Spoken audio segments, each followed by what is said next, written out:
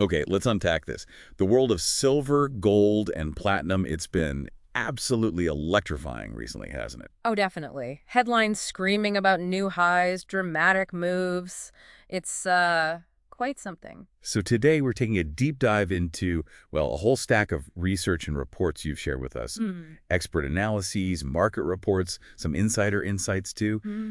We're aiming to cut through the noise, really, bring you the most vital takeaways. Give you that shortcut to being properly informed. Exactly. Breaking down the factors influencing these metals and peering into their future. Next week, next decade, the whole range. And what's truly fascinating here, I think, is we're not just looking at simple price charts, are we? No, not at all. We're connecting the dots. You've got these technical breakouts, fundamental shifts in supply and demand, and then these underlying geopolitical currents, Right. things that are reshaping the very fabric of our financial system. It's kind of a silent revaluation happening. A silent revaluation. I like that.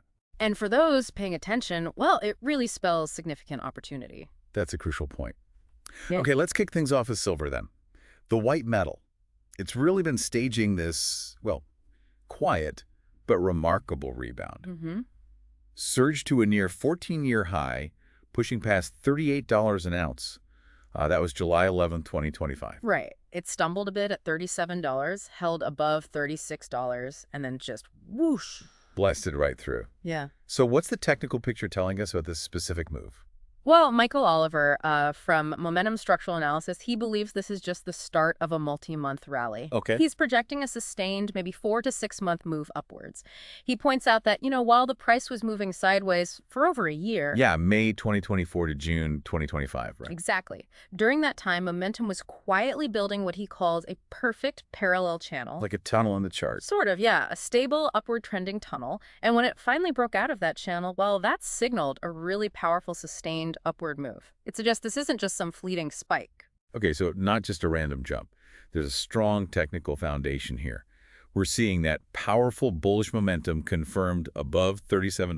Mm-hmm. $37.62 seems to be a key inflection point. And Jordan from the Daily Gold, he identifies clear bull flag and ascending triangle patterns. Classic chart formations. Right, signaling a strong continuation after maybe a brief pause.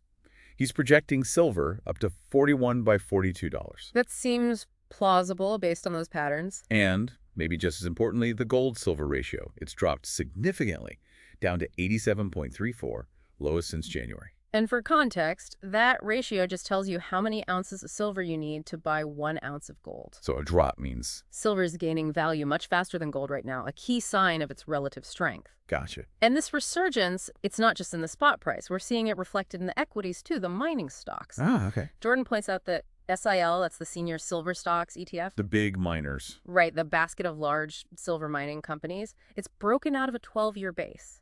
A 12-year base. Wow. And he expects the juniors, SILJ, to follow suit pretty soon. So the smaller companies might catch up. That's the expectation. And even silver's price against the CPI, the Consumer Price Index, which you can kind of use as a proxy for mining margins. Mm-hmm. How profitable they are. Exactly. That's broken out too. Suggests there's significant room for profitability in the mining sector now. Okay, so technicals look strong. Miners are looking better. Now, if we look beyond the charts, the physical silver market sounds like it's really tight. Flashing red was the quote. Yeah, that was Daniel Goy, senior commodity strategist at TD Securities. He's talking about the free float inventory at the LBMA in London. So the silver that's actually available, not already promised to someone. Precisely. The immediately available physical silver. It's plunged to just 155 million ounces. And how much is that in context? It's less than a single day's trading volume for spot silver. Wow. Okay, that is flashing red. What does a shortage like that signal? It signals profound market tightness. I mean, this isn't some arbitrary dip. You've got relentless demand from industrial users. Solar panels especially. A huge demand there, yeah. Plus, you have investors pouring money into silver-backed ETFs at a record pace. Ah, okay, so the ETFs are holding silver too. They hold about 500 million ounces just in London. But that metal is essentially locked away. It's not really available to the market, which adds to the illiquidity. So less truly free silver. Exactly. We're looking at an annual deficit for the 5th year in a row.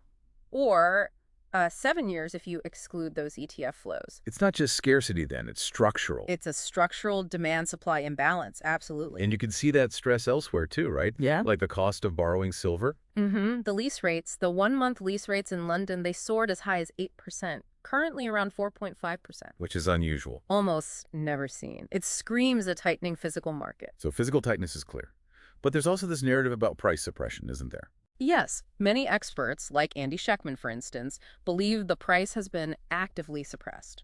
He talks about commercial banks holding what he calls the largest concentrated short position in any commodity ever traded on COMEX. Meaning they're betting heavily on prices falling, selling paper silver they don't have. Essentially, yes. Trading hundreds of millions of paper ounces to keep a lid on prices, according to this view. But something's changing now. Well, what we're seeing are mass physical deliveries being demanded on COMEX. 74 million ounces standing for delivery recently. People wanting the actual metal, not just the paper contract. Exactly. And Schechtman and others see this as a clear signal that this paper game is unraveling, as he puts it. Interesting. And isn't Keith Neumeyer doing something related? Yes, from First Majestic Silver. He's actively trying to bypass the banking system, selling metal directly to the public through their own first mint. Taking metal out of the system. Right. He's aiming to get 10% of his company's production sold that way by the end of 2025. It's a direct challenge to the traditional market structure. Okay, so we've hit the technicals, the fundamentals, the physical squeeze, even potential manipulation. But let's broaden the view. Because these metals aren't just reacting to inflation, are they? No, not just inflation. They seem to be reacting to a deeper, maybe longer-term geopolitical realignment. You mean central bank actions, all the money printing? That's part of it, yeah. Central bank interventions, speculative capital propping up equity markets, while this silent shift, as we called it, is underway in real assets, in commodities. And the core driver there is? The underlying decay of fiat currencies. That's a major factor. David Bateman, a billionaire who bought, well, $1 billion worth of silver. Wow. He states it quite bluntly. He says, the global monetary system is about to collapse. He argues the U.S. just cannot refinance its, $28 trillion in maturing treasuries without an obscene amount of printing. His words. He sees physical gold and silver as the only meaningful life raft. Strong words. And beyond just individual investors, you see the BRICS nations actively formalizing new clearing systems backed by physical gold. Bypassing the dollar system. Effectively creating parallel markets where metals get repriced based on genuine physical supply and demand, outside the influence of Western paper markets. It's a fundamental challenge. And there are even more, let's say, controversial takes. Yeah. Like the military-industrial complex angle. Some sources, like Andy Schectman again, suggest entities like BlackRock and JP Morgan might have an interest in keeping silver cheap, potentially to help supply the military-industrial complex. High-tech weaponry uses a lot of silver. That's quite a claim. It is. And meanwhile, you see nations like Russia, India, China aggressively accumulating physical silver. China's even buying directly from miners now. Highlighting its strategic importance. Definitely. It's not just an industrial metal or an investment anymore. It's strategic. Okay, so given all of that, technicals, fundamentals, geopolitics, where might silver actually be headed? Let's talk forecasts. Short term first, next week or so. Well, Michael Oliver, going back to him, he predicts silver will be dramatically higher than the prior month going forward. Dramatically higher. Okay. He sees its first real pause, likely somewhere in the $60, $70 range. 60 to 70. When? Within the next 5 to 6 months, according to his analysis. Wow. Okay. Any other short-term views? Rofi Farber echoes that bullishness. He expects silver to break into the $40 very shortly. Maybe hitting $44.50 if gold stays around its current levels. And Mike Maloney. He anticipates a quick, maybe $10 move up, sees silver reaching $48, perhaps chopping sideways a bit between $48 and $50, before blasting through that level. Okay. And Jordan from the Daily Gold. He sees a clear path to $42 based on those patterns we mentioned. Even Peter Schiff, I saw reported by Silver Dragons, thinks if silver breaks $40, then $50 could come quickly. Right. So there's a strong consensus building for moves into the $40, maybe towards $50 fairly soon. But there is a note of caution, right? Yes, important to note. Salivate Metal warns the current surge might be temporary, maybe driven by fear over potential U.S. tariffs. Wow. If silver ends up being exempted from those tariffs, he expects a pullback, maybe to the 34, 36 switch range, and he's personally not buying at these current prices. So a useful counterpoint to keep in mind. Okay, what about the end of this year, end of 2025? Well, Michael Oliver's $60–$70 projection fits that time frame.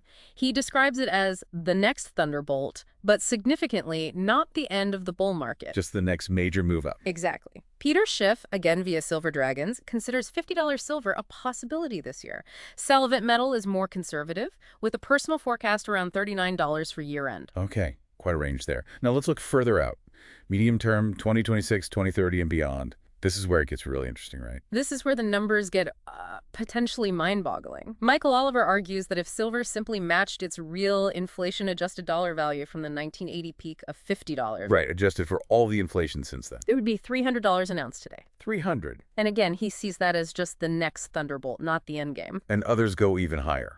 Oh, yes. Bix Weir, citing data from Cliff High, suggests $600, $800 is just a starting point. Starting point. Yeah. He makes a case for silver over $2,000, even $3,000 an ounce, based purely on the massive amount of fiat currency created since 1980.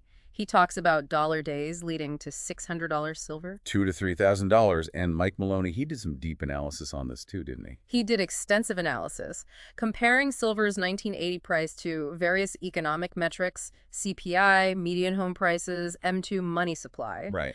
And the average projected value he gets, based on those comparisons, is $921 per ounce today. 921. He firmly believes $38 is, his words, absurdly low and not the top. He keeps pointing to those 7 years of supply deficits that must eventually resolve through much higher prices. And what about relative value, say, compared to gold? $2 Investing calls silver a generational trade. They see muted downside potential but outsized rewards. Okay. They highlight that if the gold-silver ratio just returns to a more historically normal, say, 42, 45 to 1, silver essentially doubles relative to gold. Right, from the current 87 level. Exactly. And if it ever got near, say, 30 to 1, which is still way off the 7 to 1 ratio it comes out of the ground at a crown, it could effectively triple your gold holdings in silver term. That's a powerful argument for silver's long-term potential. Yeah. Okay, so while silver's grabbing headlines, let's not forget gold. The king, right? The king's resilient power, yes. It's been quieter lately, but it's consolidating, maybe preparing for its own next significant move. Exactly. After hitting new highs, Jordan notes it's in a bullish consolidation. Still lagging silver a bit recently, but structurally setting up. Francis Hunt, he identified a technical structure back at $2,000 that pointed towards $3,000, then $3,500. And we hit those. We did.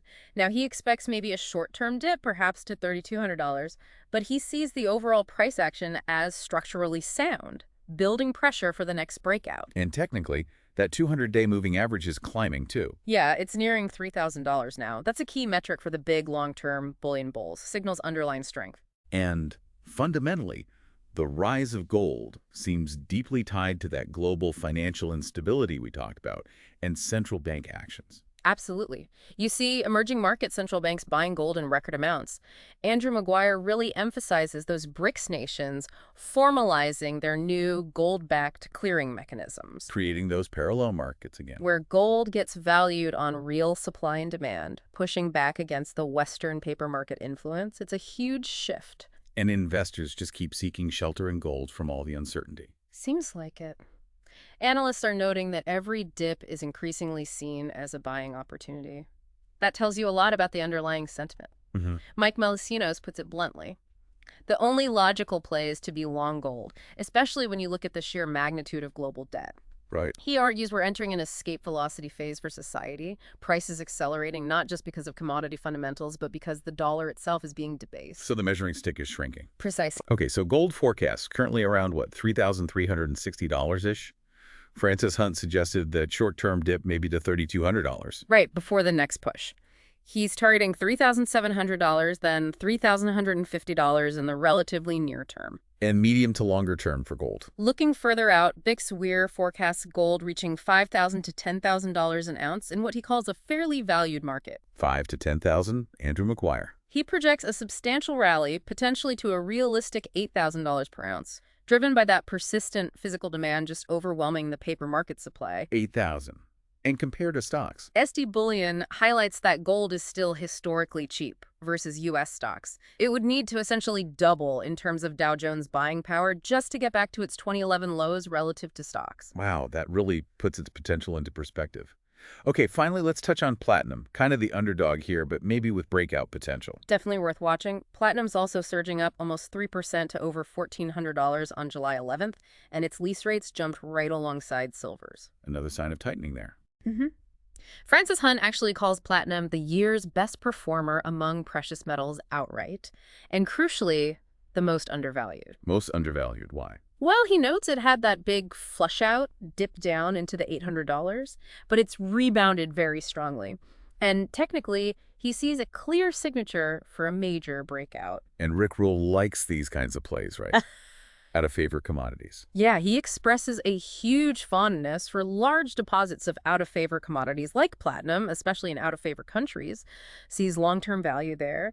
But there is a big issue with platinum, isn't there? Transparency. Ah, yes. The LPPPM, the London Platinum and Palladium market, there's no transparency, according to some analysts. Right, and that lack of visibility, combined with things like major backwardation. Where the future price is lower than spot, indicating intense immediate demand. Exactly. It makes it really hard to see what's going on. 10 times worse than gold, according to some. But But that opacity might also mean there's huge, hidden, untapped potential for price appreciation once things become clearer or more efficient.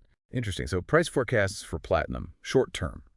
Francis Hunt expects platinum to actually outperform gold in percentage terms in the immediate future. Outperform gold. Okay. And medium term. He projects a $2,500 target for platinum based on his long-term chart patterns. 2,500. And here's the kicker. He boldly predicts that platinum could be more expensive, possibly by a multiple, than gold at the peak of this whole precious metals cycle. Wow. Platinum more expensive than gold. That would be a massive shift. It would be historic, a strong claim for an asset that's often overlooked. So wrapping this up. Yeah. You can really see these precious metals, silver, gold, platinum, they're each navigating these unique forces, aren't they? Absolutely. Technical breakouts, critical supply-demand imbalances, those huge seismic shifts in global monetary policy. The common thread seems to be What? a revaluation. A powerful revaluation of real tangible assets, especially in a world just awash with fiat currency, with paper money. And, this raises a really important question for you, the listener. If the underlying value of money itself is decaying. If the measuring stick is broken. Exactly. If those traditional yardsticks are distorted, what does price truly mean anymore? It's a deep question. It is. And in this era with unprecedented information, but also these huge market shifts happening, what steps will you take? How will you position yourself for what seems like an inevitable rebalancing of value? Definitely something to mull over as you continue your own deep dive. Until next time, stay curious, stay informed. And keep seeking those aha moments.